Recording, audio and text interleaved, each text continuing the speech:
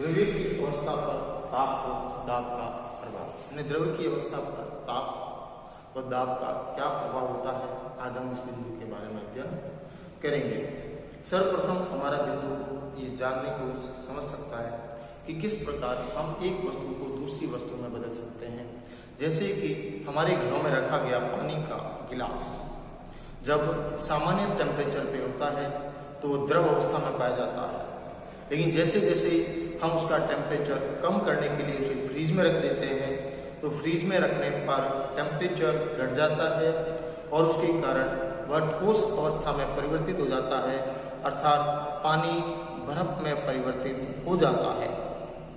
वहीं जैसे जैसे टेम्परेचर बढ़ने लगता है वहाँ से उसे निकाल दिया जाता है, टेम्परेचर बढ़ना शुरू होता है, वो पुनः द्रव अवस्था में परिवर्तित हो जाता है। लेकिन वैसे उसी द्रव को जब स्टोव अर्थात अपन कह सकते हैं गैस के सिलेंडर अर्थात गैस पर रखा जाता है, उसे गर्म किया जाता है, उस अवस्था में वही द्रव अवस्था पुनः भाप अर्थात जल वाष्प में बदल जाती है। यानी पदार्थ की अवस्थाओं पर तापमान का अपना एक विशेष प्रभाव होता है, ये उसकी अवस्था को बदलने के लिए पर्याप्त होता है। अर्थात हमारा आज का बिंदु होगा द्रव्य की अवस्था पर, द्रव्य का अर्थ होता है पदार्थ, कोई भी द्रव्य की अवस्था पर ताप का प्रभाव, द्रव्य की अवस्था पर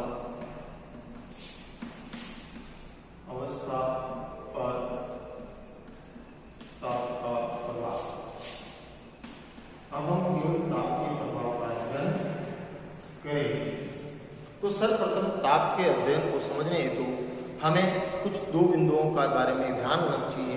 पहला गलनांक, गलनांक जो हम पहले भी पढ़ चुके हैं, क्वथनांक जो हम पहले एक बार पढ़ चुके हैं, तो इसके बारे में ज्यादा ज्ञान नहीं दूंगा, केवल परिभाषा बता देता हूँ।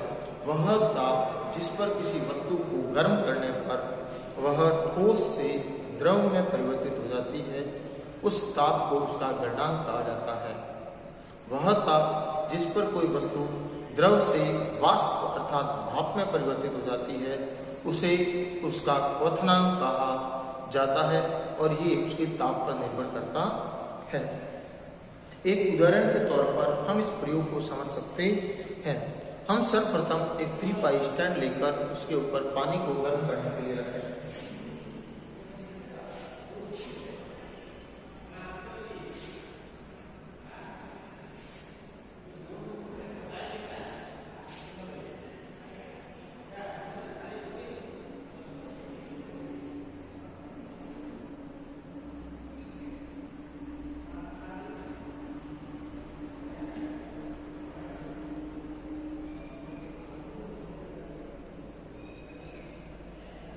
यहाँ पर हमने बर्नर को ऑन करके रखा और इस बर्नर को ऑन करने का हमारा कारण था कि पानी को गर्म किया जाए या इसके अंदर किसी भी द्रव जो भी आप उचित समझे उसको हम गर्म करना चाहते हैं।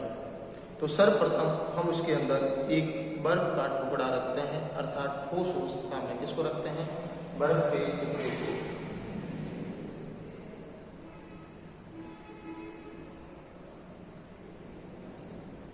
बर्फ का टुकड़ा इसके अंदर रखा गया।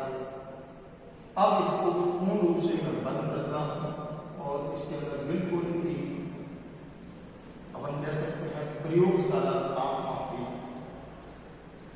जो बिल्कुल इसके टच में रखता हूं, अर्थात बर्फ को स्पर्श करते हुए जब मैं उसको रखूंगा, अब इस प्रयोगशाला टेम्परेचर मापी पे अपना एक विभिन्न स्तर के ताप प्रदर्शित होता रहेगा। अब मैं इसको गर्म करता हूं। मैं जैसे ही इसको गर्म करना शुरू करता हूं, मैं नोट करूंगा कि जैसे ही बर्फ पिघलना प्रारंभ हो जाएगा, मैं इस प्रयोगशाला तापमापी के टेम्परेचर के नोट कर लेता हूं।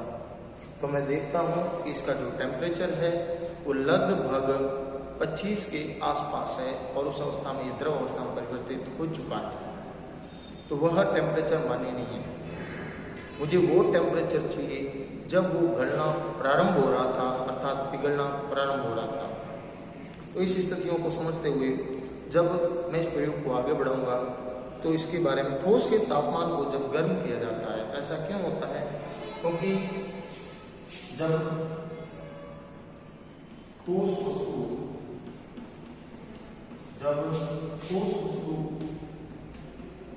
को गर्म किया जाता है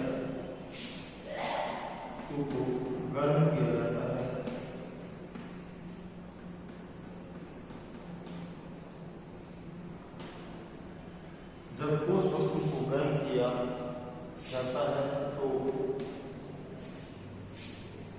उसके कणों की गतिज ऊर्जा बढ़ जाती है। उसके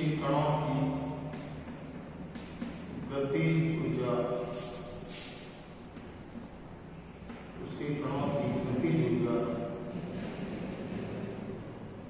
बढ़ जाती है।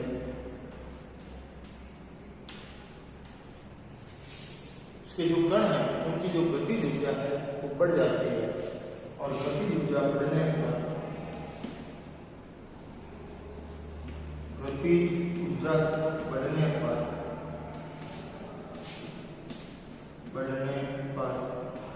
कण आकर्षण बल की सीमा से आकर्षण बल की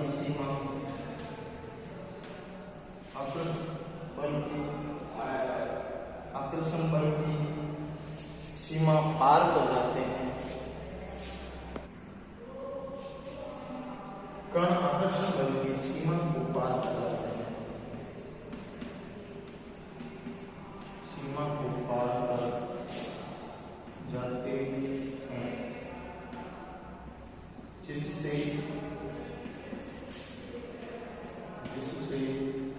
ठोस द्रव में या द्रव गैस में बदल जाते हैं।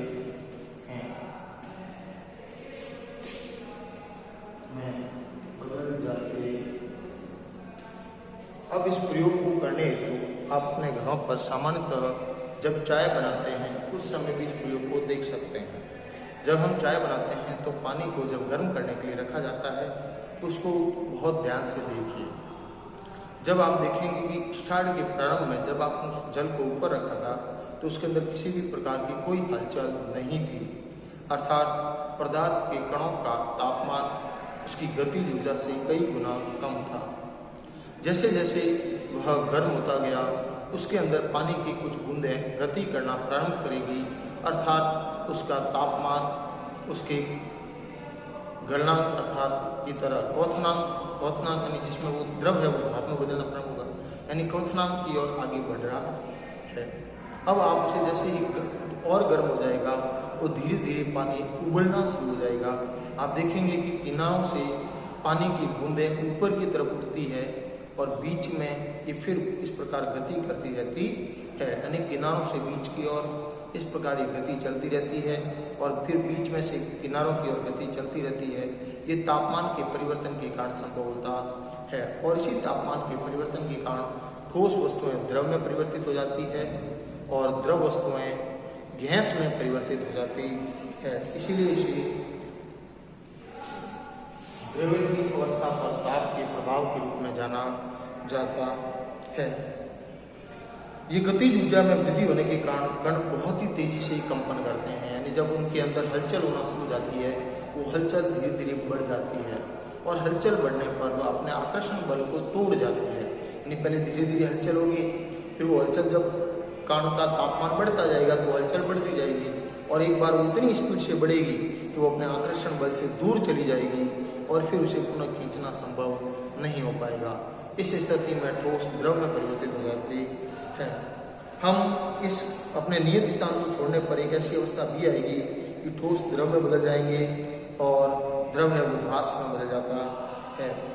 तो हम कह सकते हैं जिस न्यूनतम ताप पर एक ठोस पिघलकर द्रव में बदलते हैं उसे उसका गलनांक कहा जाता है। किसी ठोस का गलनांक उसके कणों के बीच आकर्षण बल को यानी उसके कितने मजबूत है आकर्षण बल उसको प्रदर्शित करता है। जिसका गलनांक कम होगा अर्थात उसका आकर्षण बल कमजोर होगा और जिसके कणों का गलनांक अधिक होगा उसका आकर्षण बल बहुत ही अधिक होता है बहुत ही तेज होता है। सामान्यतः हम एक बर्फ का गलनांक 0 डिग्री सेंटीग्रेड से थोड़ा सा ऊपर भी चलते हैं तो बदल जाता है। यानी बर्फ को पिघलने के लिए 0 डिग्री से थोड़ा सा ऊपर टेम्परेचर चाहिए। 25 डिग्री पर वो पूर्ण रूप से द्रव में परिवर्तित हो जाता है, यानी सामान्य द्रव अवस्था में पाया जाता है। ऐसे ही इस प्रक्रिया यानी ठोस के रूप में यदि हम परिवर्तन पढ़ते जाएं, समझते जाएं, तो किसी ठोस के गलने की प्रक्रिया में तापमान सदैव समान रहता है। ऐसे में उसमें ऊर्जा उसके तापमान से प्राप्त होती है और जब तक वो टेम्परेचर बढ़ता रहेगा ये प्रक्रिया अपनी गतिशील रहती है। गलने के प्रयोग की प्रक्रिया के दौरान आपने यदि ध्यान दिया हो, जब तक वस्तु अपने गलनांक तक नहीं पहुंचती है वो पिघलना प्रारंभ नहीं करेगी, अर्थात उसका पिघलना प्रारंभ नहीं होगा। इसी के साथ धन्यवाद। आज का बिंदु यहीं समाप्त होता है, बाकी कल अध्ययन करेंगे। धन्यवाद।